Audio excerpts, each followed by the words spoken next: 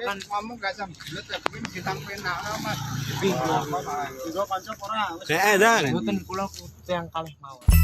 Heboh video seorang pria main di gelap-gelap dengan seorang temannya. Salah satu dari mereka mengaku sebagai wanita. Namun ada hal yang mencurigakan. Pasalnya ada gelagat aneh yang terlihat. Dan benar saja, saat jilbabnya dibuka baru terungkap. Diberitakan sebelumnya, viral video sepasang remaja yang kepergok sedang pacaran gelap-gelapan.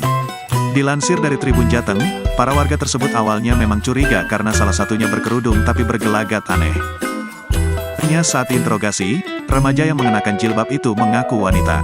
Setelah kecurigaan semakin membesar, ditanya lagi, dan akhirnya mengaku dia juga seorang pria. Mboten kula yang kalih mawon. Ini Mas Gale. Iki sandal Gale iki lho. Endi? Ya iki lho sekali Gale. Lanjut tekad mau. Ki omae ndi? Sini. Ki omae sini. Ki omae. Buka siapa nih? Karanyar. Ngakune pondok iki. Iki ngakune wedok iki. Wedok. Jilbab.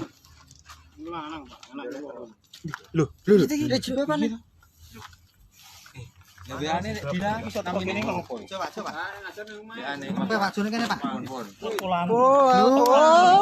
Mau munine wis. Jadi sampe balik kepring iki.